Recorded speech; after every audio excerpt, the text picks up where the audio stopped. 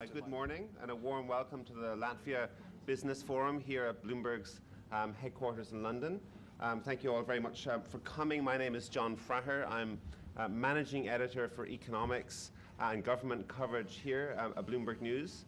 And as you all know, Latvia is one of the most interesting, certainly one of the most interesting economies in Europe right now. It's had a fascinating and turbulent history over the last 10 years or so. And of course, on the 1st of January, we'll become the 18th member, 18th country to join the Eurozone.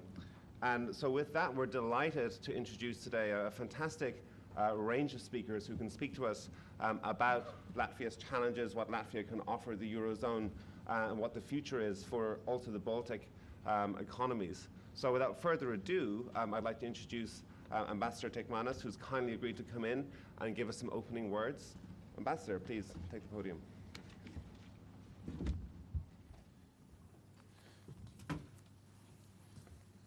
Honourable Minister, Governor of Latvian Bank, ladies and gentlemen, good morning. I'm very pleased to address you this morning during this economic forum.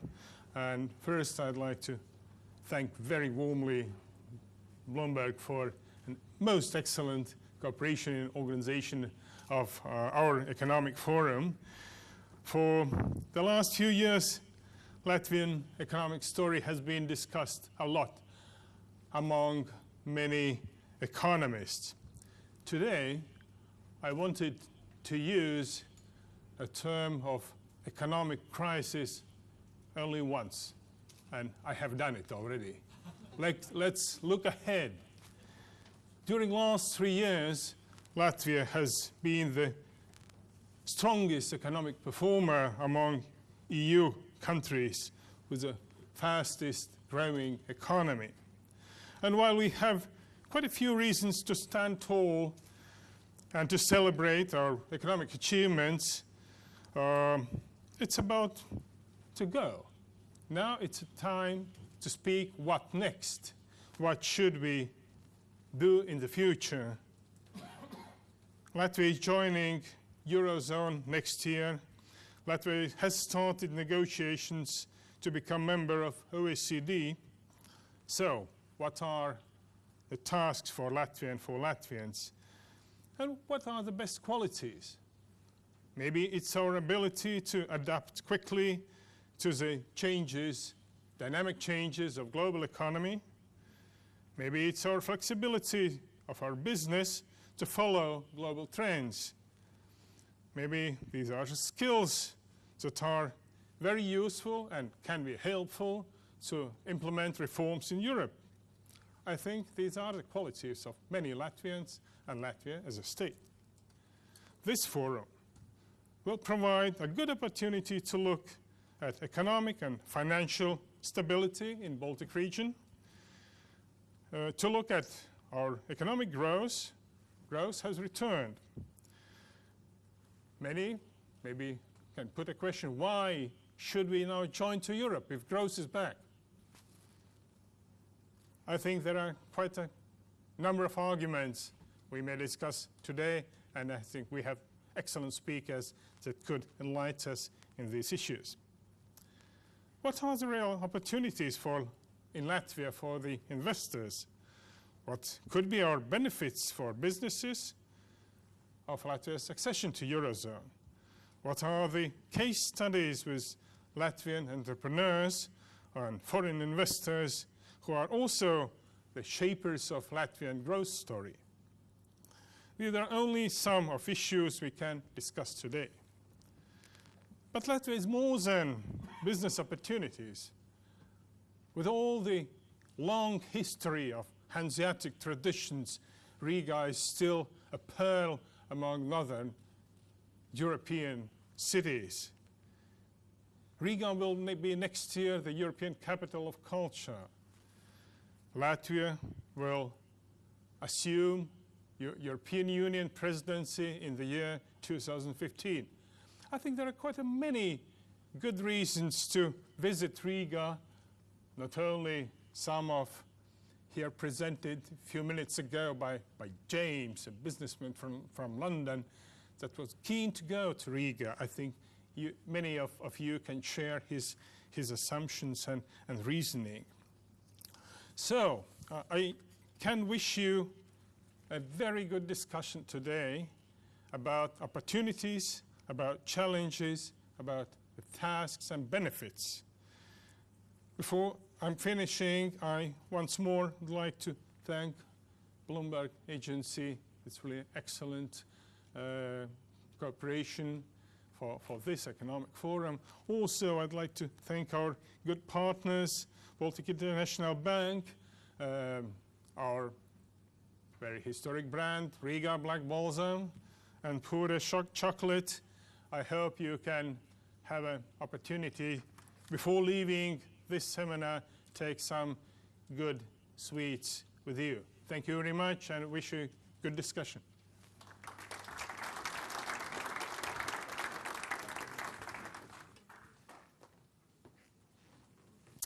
Thank you very much, Mr. Ambassador. So for our first panel, if my panelists can come up to the front and join me here, we're going to be talking about the general outlook for the Latvian economy in the Eurozone. I believe also, just as a housekeeping note, for those of you who are into social networking and Twitter and being online, I think the Wi-Fi passwords are on the back of your badges. So if you want to plug into Wi-Fi, you can do that. So our first session is on the economic and financial stability in the Baltic region and Latvia's accession to the euro, and I'm delighted to have an extremely excellent panel of guests here. To my left, I have Ilmārs Rimševics, who's the governor of the Bank of Latvia. The governor has been at the central bank since 1992 and was appointed governor back in 2001, and we will look to him this morning to look at Latvia's accession to the eurozone and give sort of a macro economic overview of Latvia's financial and banking sector. To his left is Ilona Guļčaka. She is chairperson of the board and compliance director at the Baltic International Bank. And we will be very interested to talk to her about her impressions of recent developments in Latvia's banking sector and opportunities for investors. And to her left is Dr. Dagmar Linder, the managing director of regional development for the Central and European region at Deutsche Bank. And I'm sure she will be able to give some insights about on-the-ground experience of what's happening in Latvia and in the broader Baltic region. So, Governor, if I could turn to you first. The Eurozone that you're joining is still very much, living through the aftermath of a debt crisis that at its roots was really a banking crisis. And of course, Latvia has also had to come to terms with its own problems over the last 10 years and also in the immediate aftermath of the global crash. Can you tell us what lessons have you learned from a policy-making perspective in Latvia over the last 5 to 10 years? And what do you think you bring to the table in the broader Eurozone? What lessons do you have to teach the rest of the region? Ladies and gentlemen, good morning, first of all. It's really a pleasure to be here, to see so many familiar faces and friends around this room. I think, yes, indeed, Latvia's name has been recently quite oftenly mentioned, and I think it's an interesting case. I could tell what we have learned. Yes, indeed, don't carry away with your fast growth and don't overheat your economy, as we did in 2004 when probably many people didn't realize that growth above 6-7% without very strong fiscal policy is not sustainable. Latvia had paid a very big price for that. But I think the most important thing is that Latvians realized once you have got into the trouble, the most important thing is to correct the imbalances as soon as you can. So therefore, Latvian recipe, if I could be very blunt, is very, very simple. Speed, ownership, commitment, and solidarity. If you do these things, especially speed, I don't know if that would be possible. I could pull up a couple of the slides to show you how much consolidation did Latvia do in the first 3 years. I think this was the most important thing, is not just to talk about the things and all the time allow somebody to teach you, but to really take a very strong stance and very strong grip on the actions you're taking. Because 18%, or almost 18% of fiscal consolidation, which has been done in Latvia, I think has been very, very sizable one. There are countries which have done approximately the same thing, and then many analysts come and ask, well, look at this, some other countries are doing the same thing, but the results are not there. And I think, therefore, it's important to see whether there is a persisting speed with that. Is there a commitment, or somebody all the time has to breathe you in the neck, or and is there this common understanding and solidarity across all levels of the government, and the pain which has been imposed on society is equally distributed. And I think Estonia managed to do it even quicker. Latvians followed the suit, and that's why I believe this is interesting case to analyze. When asked whether that could be replicated somewhere else, I think it's difficult because so much time has been lost. If you are now in the 4th or 5th year of consolidation, I think the consolidation fatigue comes in, and it's more difficult and difficult to implement many things and speak with your population at large. But if you do it immediately and correct these imbalances, I think you are definitely going to succeed. Do you think Latvia's experience over the last 20... What makes, for example, Latvia different to Greece, in the sense that both had large adjustments to do, but in Greece they found it a lot harder? Do you think the relatively recent experience of the post-Soviet era, as Latvia was adjusting, made it easier to sell that austerity to the population? I knew that you will be asking me the question about the Soviet, about the higher tolerance of pain and so on. I mean, let's cut it off. Huh? Speed, ownership, commitment, and solidarity, okay? So, and the commitment and ownership of the whole restructuring program was persistent in Latvia. So there's nobody was dictating, nobody was really torturing. This was just Latvia's and Latvian government and parliament decision to get the exercise done as soon as possible. Okay. Ilona Guļčaka, obviously the Latvian banking industry has received a lot of attention from the international media and in international investment circles over the last few years. Now, clearly, when you look at the numbers, especially at the non-residential deposit figures, Latvia is not Cyprus. But nevertheless, there is lingering concern out there about the size of those deposits. Can you talk to us about that a little bit and explain to us whether investors should be concerned or whether this is all overblown? Yes, thank you. First of all, very good morning to everyone. It's also a great pleasure for me being here and to be able to address such important issues to this audience. Well, Latvian banking system has been developing for many, many years, and it hasn't emerged just in itself. It was developing according to its to country's economic development and taking into account its specific features. Well, probably you know that Latvia lies at the crossroads between Europe and Eastern countries, and naturally that banking system also develops according to this line. In terms of assets, probably to give you just a picture of the size of the country, if I can have my presentation, I think it would be easier for you to get the information. So this is kind of for you a picture how we're Riga lies, just as I said, at the crossroads.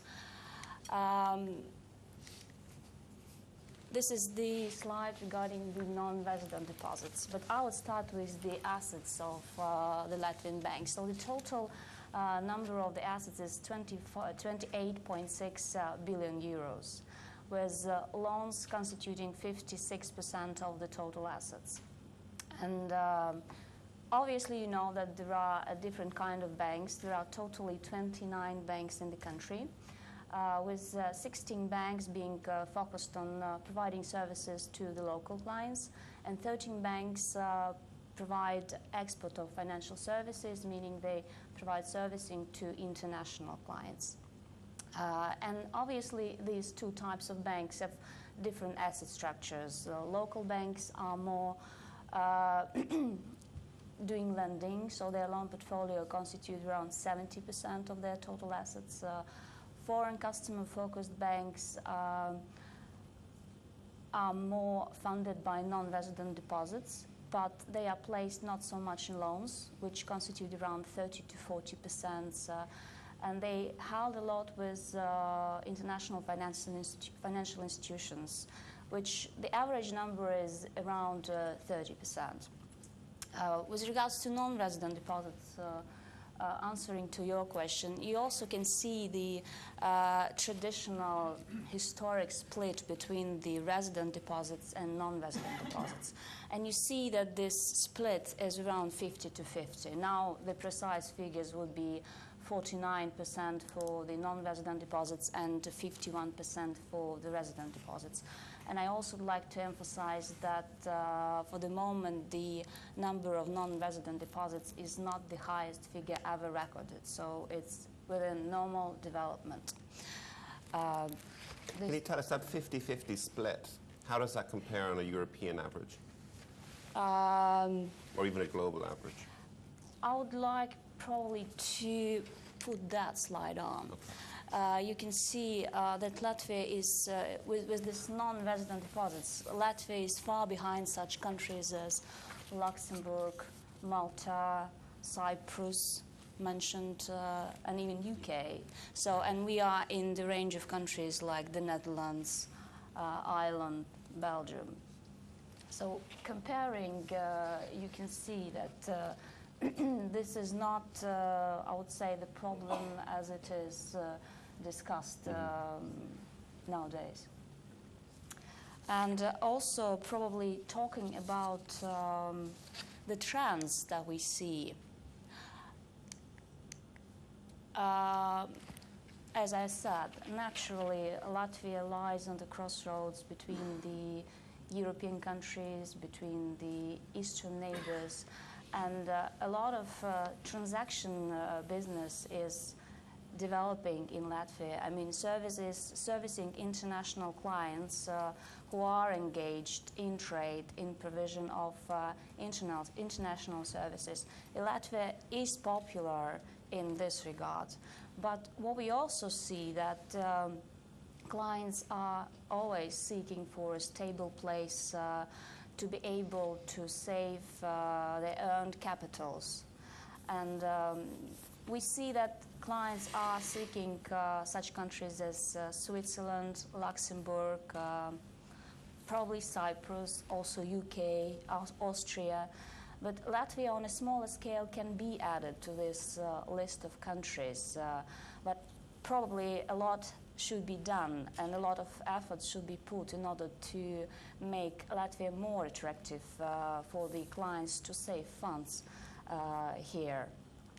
These trends go along with another one that we see, that clients are seeking investment projects. For instance, if we are talking about our eastern neighbors, they are in constant search of interesting investment projects in Europe, and this is what they are doing already. And banks, being the gatekeepers and advisors for their clients, they serve as the natural gateway and for the networking platform for the business interests to meet. And you see it already works that way. Business people from the east and the west meet in Latvia. I would like to also probably show you some figures with regards to the capital adequacy and liquidity. So these are issues that are important to the whole Europe, and they are important in Latvia as well. You see that Latvian banks are sufficiently capitalized, and the capital adequacy is 18.6%. This is the figures for the end of August. You can also see the comparison with the rest of the European countries.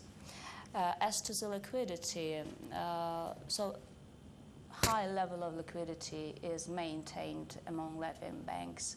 Again, as end of August is 65.6%. And speaking of the non-resident focused banks, they keep the higher liquidity levels, and they also keep the higher capital adequacy levels. And this is also the requirement of the local regulator. Thank you. Dagmar, speaking of banks, I mean, you obviously have, as I said earlier, you have a lot of on-the-ground experience in the broader region. And at the moment, of course, a lot of Europe is experiencing quite a nasty credit squeeze, especially in Southern Europe. What can you tell us about the transmission of the transmission mechanism, the loan transmission mechanism, I guess, in the Baltic region?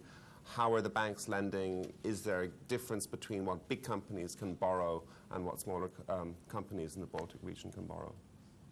Yeah. So good morning to you as well from my side.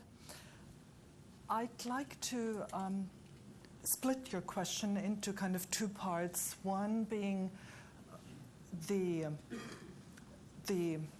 people, so to speak, that can access the international capital markets, and then the people that can only borrow locally if you want. And we as Deutsche Bank obviously only serve the big companies and the sovereign, the ones that can access the international capital markets. We in the region act as an investment bank. We also provide certain transaction banking services. We are not present on the ground, but we do business in all three countries, but very focused business that we can offer with our kind of presence. And we have been active in the countries for the last couple of years. Could you give us an example of a typical kind of deal that you would be involved with? Let me just go back a step. How did we kind of experience the Baltic countries, our business in the Baltic countries over the years? And it's been a cycle, and we went through the cycle with our clients. So obviously our investment banking business declined when the economies had problems in the Baltics, but our business increased again. And now to the examples. For example, the first bond we issued when the countries recovered was in 2011 for corporate in Estonia. So remember, Estonia joined the Eurozone in 2011, and a company, through our help, issued a bond euro-denominated already in 2011. We then issued a bond for the Republic of Latvia twice in 2012, and the second bond, which was issued in December 2012, actually achieved the lowest coupon, the lowest interest rate Latvia ever achieved over time, 2.75% for a 7-year bond issue. That is incredibly low and shows how the capital markets judged the success of Latvia. We also issued, or helped issue, a bond for further corporate also in Estonia. And this year, we actually issued a high-yield bond for a telecoms company that's active in two Baltic countries. So I think that really speaks to the possibilities an investment bank has in the Baltic region, and it definitely speaks to how the countries have recovered and how positively the capital markets have responded. But if you, as you say, if you're a smaller company, that's not so easy. Yes, that's because we are not present on the ground. We cannot offer loans to small and medium-sized companies. That's a business where you have to be on the ground, where you have to speak to the owners of the companies, where you have to check whether the money's been invested correctly, etc. So we cannot offer these services, but from the interaction we have with banks and companies in the region, we do hear that all the big companies in the Baltic countries have no problems accessing funding. In fact, the banks are very liquid, as was pointed out earlier, and so all the banks want to offer their funds to the best and biggest clients. Where I see, and the Baltic region is not alone there though, I see that in a lot of countries in Central and Eastern Europe, that the small and medium-sized companies have problems accessing loans. Governor, do you think Euro membership will help that? Or is this an ongoing issue? Well, I think it's already helping, as Dagmar was alluding. End of the last year, Latvia was already approaching EU membership, so I think many of these things were priced in. So I think the process evolves, and I think we're getting rating upgrades, and Latvia is preparing, I think, at the end of this year or beginning of next year to refinance some of its outstanding loans, and I hope that we will see even lower rates. And just getting back to the non-residential deposits issue, of course, when Latvia joins the euro, you're going to have full access to the ECB liquidity operations, to the LTROs especially. Do you think having that access to ECB money will change the complexion of the deposits on bank balance sheets, or do you think it will continue largely as it has been until now?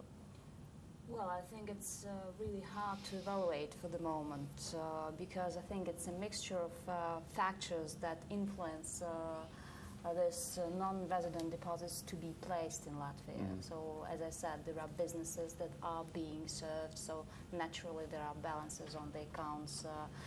There are investments are made in Latvia into Europe, so I think they will continue to flow. So it's really hard to say. And in terms of regulation, I think Latvia has done a lot with regards to increasing the requirements for the capital adequacy and for the liquidity, so that there shouldn't be concerns regarding to this. And a brief question to the Governor. Obviously, one of the big pieces of news of the last week has been the ECB taking on the role of supervisor for the Eurozone's banks. Do you expect your banks to pass the stress tests? Do you see any? No doubt about that. Yeah. No doubt, okay. That's a sign of confidence. I can say from practice there are a lot of stress tests that are going on in Latvia. Within the European stress tests and outside of them. So yes, our compliance people and risk management personnel is being involved in this all the time. Glad to hear it. Turning to Euro accession, and this is perhaps a question I'll first address to the Governor. If you look at the opinion polls, I mean, well, first of all, obviously, Latvia is at the moment a fantastic growth story, success story, has joined the euro with relatively little, issues with Brussels or anything like that. But yet, one problem that lingers is the extent of public opposition to joining. I think it's only supported by about 30% of the population. How frustrating is that for you? How much you mentioned? I believe it's only 30% support. The correct number is somewhere between 42 and 43. Well, ladies and gentlemen, I think it's very important to bring the things into perspective. When you're getting the negative information about the Eurozone, especially from this country, that EMU will collapse and the Greeks will go out and this and that. But that's also coming from the bond market. It's not just... Well, bond market does not write any news, you know. So the thing is, people read that. People are nervous. People are worried about that. So that and how much do you think you will have to put in the new ESM and so on? And people just step back and they're really, really precautionary. That's number one. Number two, indeed, Latvia and Latvians have gone through many monetary reforms during the Soviet time. And always people have been ripped off and they have lost some of their savings. And especially elderly generation, they remember this and they think about whether this time it will be different and can we trust this. So therefore, I believe that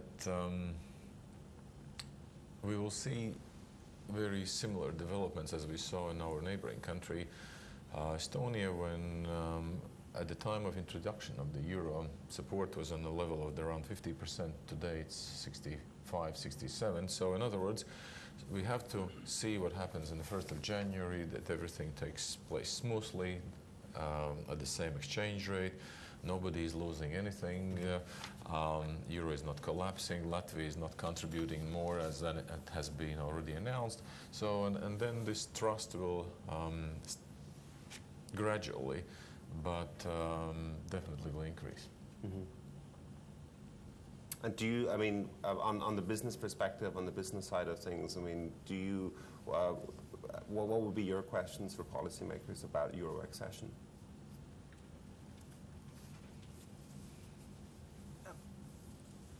I believe euro accession will be very positive for Latvia as it was for Estonia, in terms of that more companies can have access to the international capital markets for their funding. So my question would be, are these companies ready for kind of this increased scrutiny that may come from the international capital markets? Do they have their accounting in IFRS? Can they, are they up to speed, so to speak with investment bankers? And that was a big issue when Germany, for example, changed to the euro. Are they ready? Are their internal systems ready, accounting systems, cash management systems, to handle the conversion? So those would be the questions. Mm-hmm. Well, if I could turn to the audience to see if I think it's high time that we brought you into the discussion. I think we have a roving microphone. Does anyone have any questions for our panel? Early morning. It must be a little bit too early for people.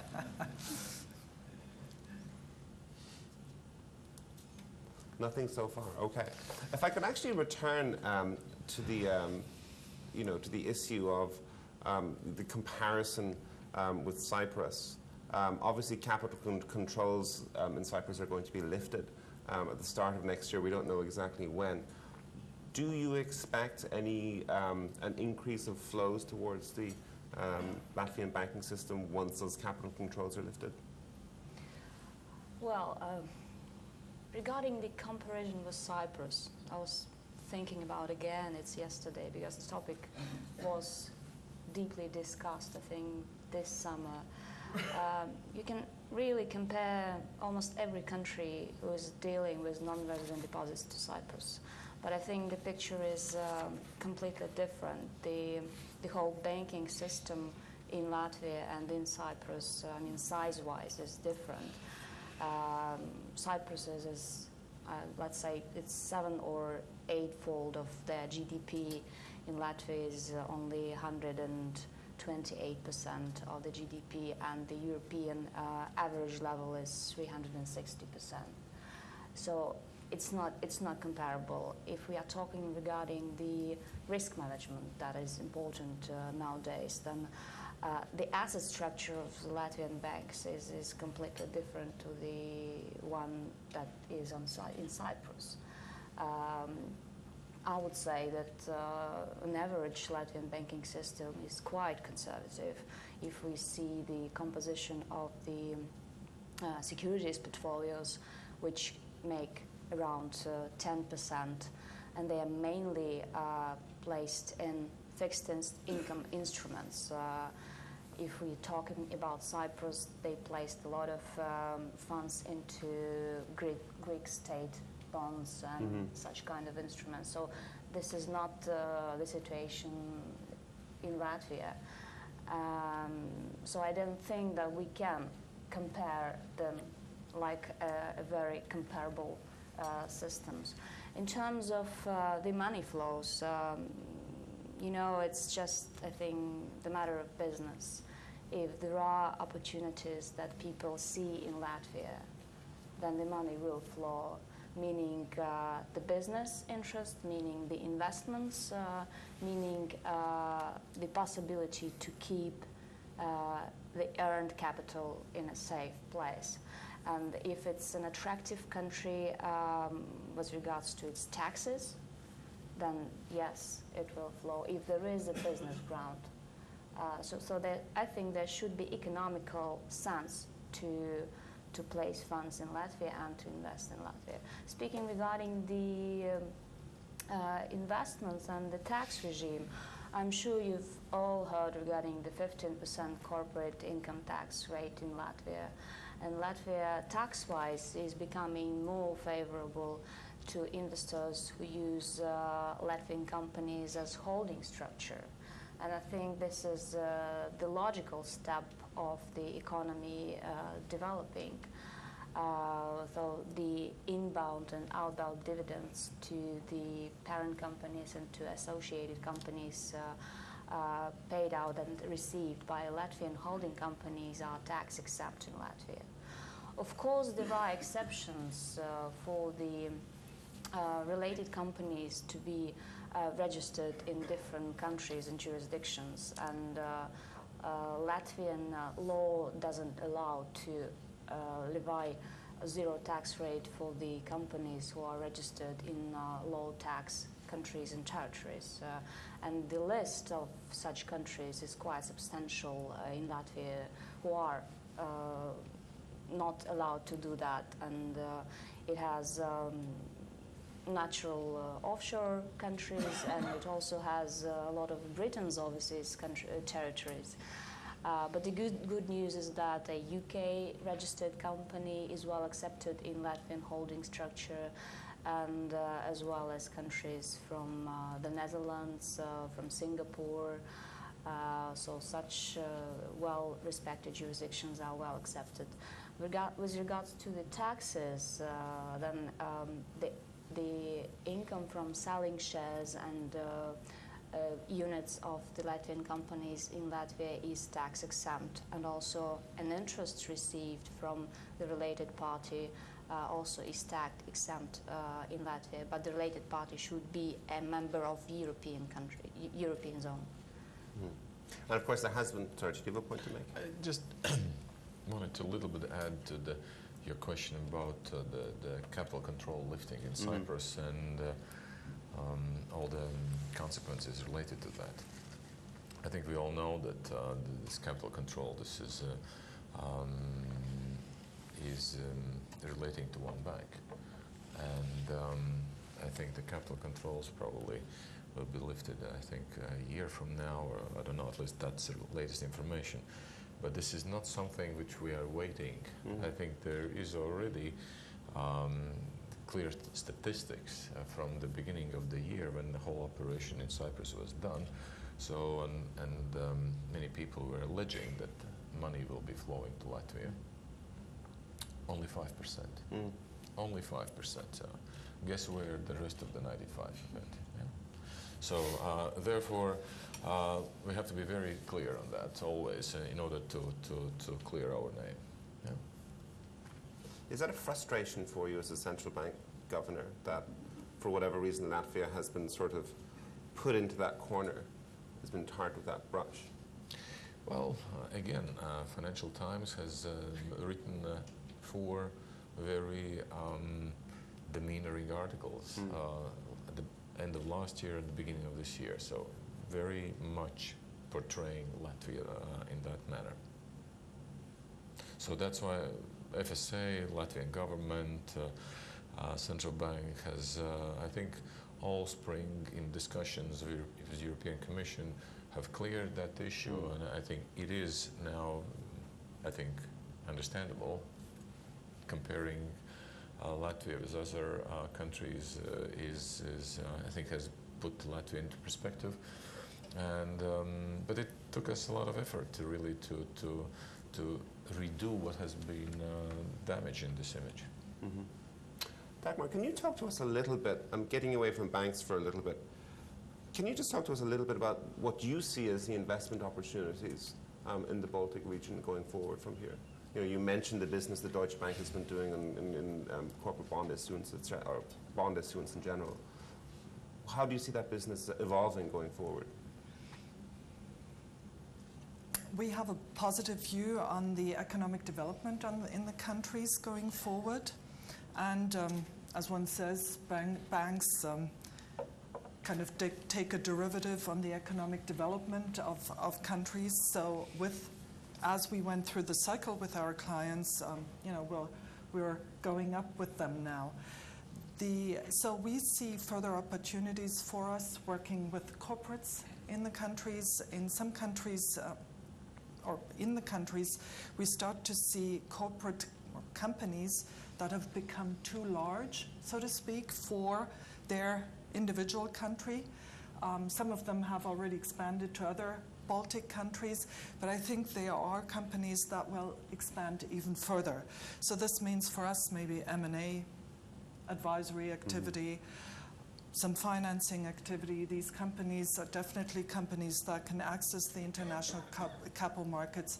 They'll have needs, cash management, pooling needs, etc. So those are business opportunities that we see, and so we're trying currently to actively expand our relationship to companies in the Baltic countries. Further infrastructure projects and the capital markets business in general to continue. Let me just look to my notes. I had one more. Privatizations, exactly. That's what we see as well. There may be, or there will be, some more privatizations coming up, so that's also an opportunity. And we also see the Euro accession of Latvia as an opportunity for us. I said earlier that I would expect that some companies can access more easily the international capital markets. We may be able to serve them with hedging needs. Now their hedging may be euro to Russian ruble. That's something which we can offer. We were not able to offer Lats to Russian ruble, but now we can offer them the products that an investment bank has. Also, infrastructure projects, I think, will become easier to finance. Just with the euro, it makes things easier, let's say. The residual risk that might have been there, which I never shared, but which people might have seen, the residual currency risk is thus totally extinguished, and I do believe that long-term infrastructure financings can be done more easily, so that's what we also see as opportunities. So as an investment bank, does Latvia joining the euro make it easier to earn money, or does it make it harder to earn money, given the fact that you probably have less currency business to do, on balance? In our transaction banking business, it may mean less activity because now we offered local banks, Baltic International Bank, other banks, that they have their euro and dollar accounts with us. They may not need their euro account with us anymore, so that's obviously a bit less business. But on the investment banking side, we see more business. There may be more competition also from other investment banks that we were kind of hopping on there, but maybe there we have a bit of an edge because we've been there for all the years. I'm going to give you the audience another opportunity to see if you have any questions. You've had some coffee, so there's not a total excuse to ask nothing. We have one question here. When you ask the question, do you mind standing up and identifying yourself, please? My name's Oksana. Hi, my name is Oksana, and actually it's a question for the whole panel, really. You mentioned that the current non-resident deposits... Hold the microphone closer. Yeah. Can you hear me? Yeah. Well, okay. So you mentioned that the current non-resident deposits are at 49.46, right? But with 1st of January, when Latvian banks are officially backed up by ECB, don't you think that this gives sort of probably another kind of, it can potentially double the deposits and you're going to be at the same rate as Cyprus?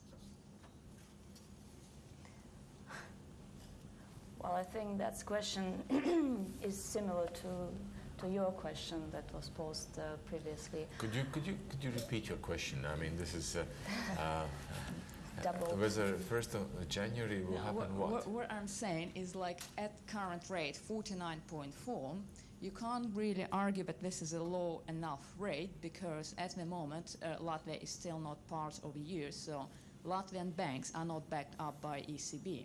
So when 1st of January, Latvian banks are backed up by ECB, that may give another stimulus to all, let's say, even Russian money to flow into Latvia and, easily double the percentage. Again, trying to impose the situation which is absolutely far, far from realistic. What does it mean, backed by ECB? Well, Latvian banks have not been using now and not planning also to use the ECB window of LTRO or anything other, so as an emergency. So this is not something new where the window all of a sudden is opening and Latvian banks are rushing somewhere. So this is absolutely different situation what you are saying. Latvian banks needed ECB only in 2008, badly, when there was a liquidity drain. So Latvian banks have over liquidity, I don't know, 6-7% of GDP, stored with central bank every single night. So my question is for how long it can withstand this situation? For many, many years. So you're For many, many years. Yeah. For many, many years. So please don't expect that 1st of January comes and all of a sudden we have a new picture. Over years, I don't say that it's going to happen on the 1st of January like 2014 or even 15. I'm saying over years, potentially, that might develop into a similar situation.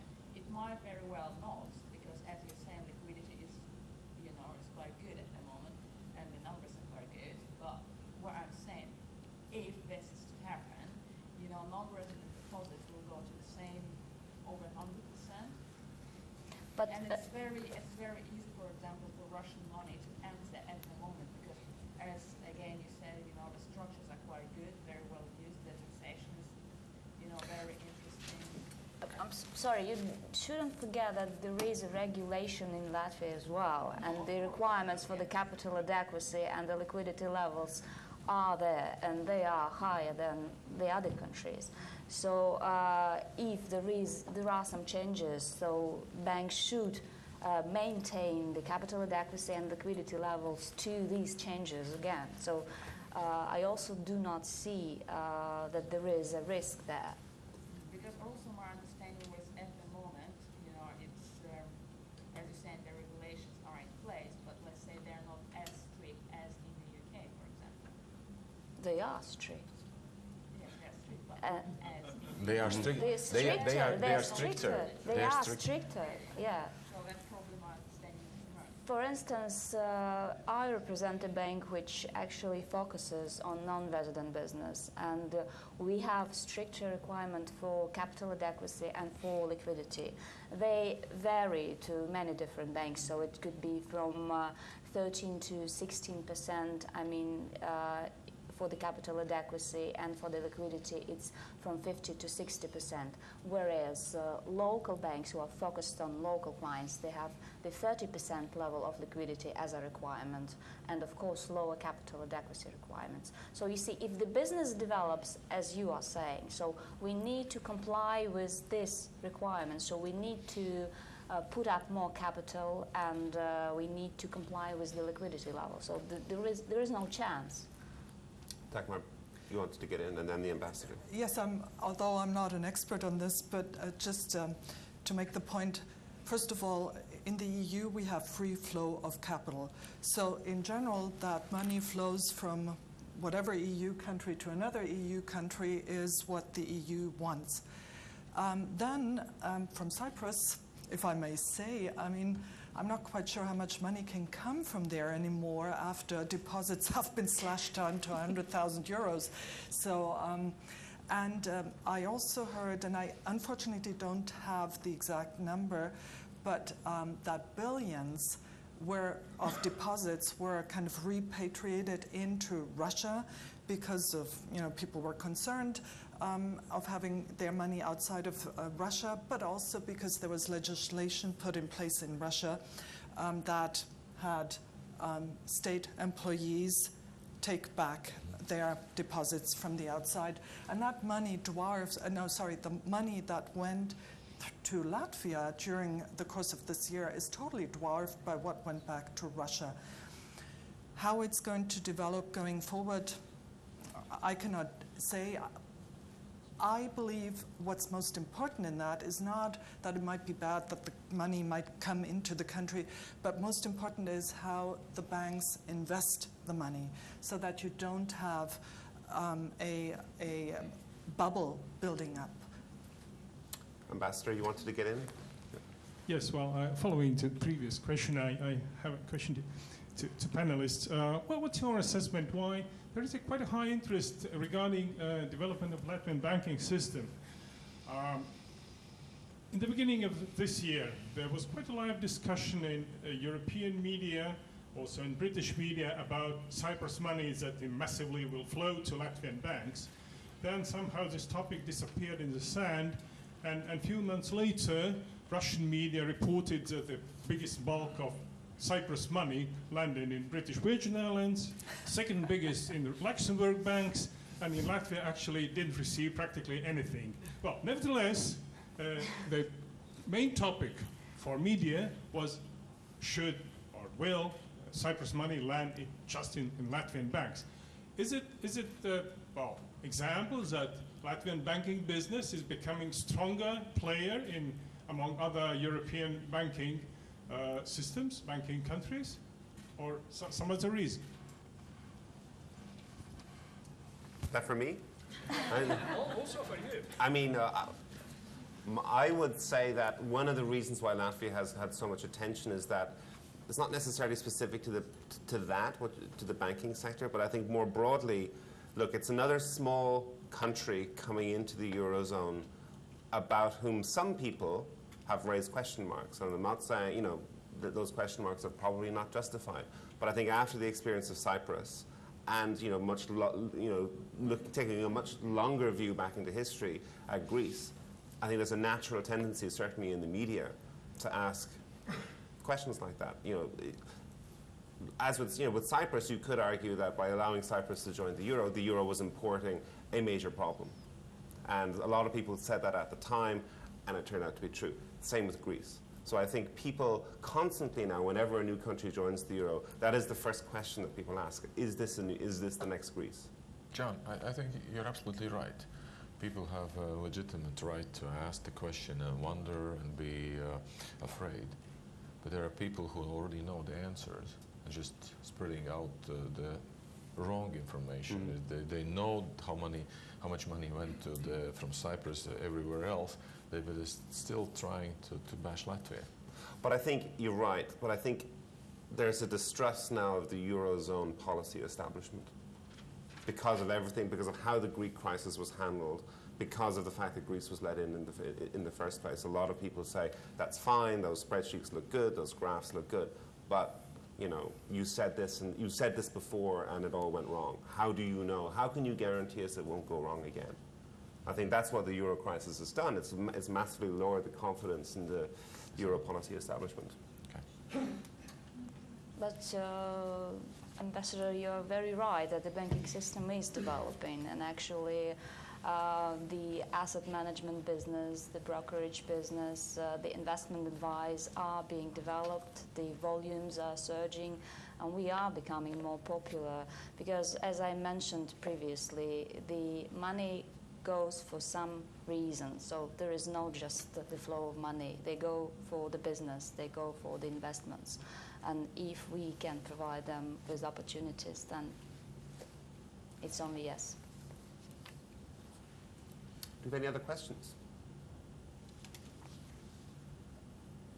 I've a question for you, Governor. Of course, one of the hats you're going to wear from the 1st of January is you will not only will you be Governor of the Latvian Central Bank, you'll also be an ECB member of the ECB's Governing Council. Can you just give us a sense of where you stand on some of the debates on a Eurozone level right now? For example, one of the issues that policymakers have been talking about now is whether the Eurozone as a whole needs another LTRO. Is that something you think is necessary? If you will invite me on the 1st or 2nd week of January. Well, you can come here for an interview if you want. We'd be very happy to. And I will tell you as much as I can. Mm-hmm. Okay. So now I think it's a little bit premature. Okay. Do we have any other questions?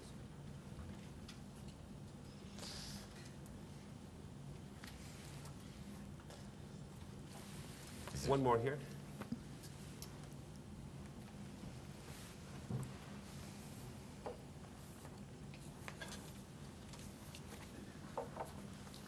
Topi Moore, Pirmajā Capital. I have a technology venture fund in Latvia, and the fund is denominated in euros. I think it was 1999 that the lat pegged to the euro, and the peg has been fixed since then, so it's quite stable. But I just wanted to give a more personal view on this euro transition. So already now in shops, then all the prices are in both currencies, lats and euros, and I think day to day, people are becoming used to it. That it's this is the lat price and this is the euro price. So from the inside, living in Latvia, it's I think just going to go quite smoothly. It might be quite daunting sitting in London thinking how to change currencies, but for Latvia, I think it'll be quite smooth. What do you see as the biggest challenges facing the economy as someone who's active in business there? What do you worry about? I think in general it'll be positive because our investment transactions are in euros. Our investors, many of them work in euros rather than lats because they're outside. There still would be some adjustment.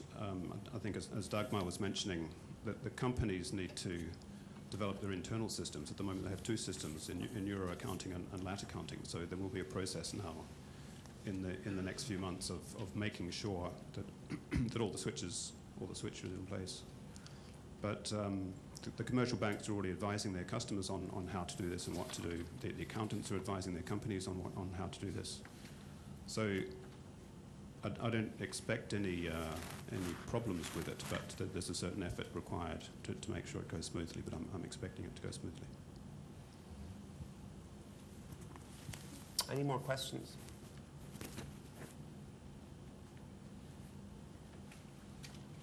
Okay then, well, thank you very much for coming this morning. Thank you to my excellent panel. Thank you. Thank you all very much.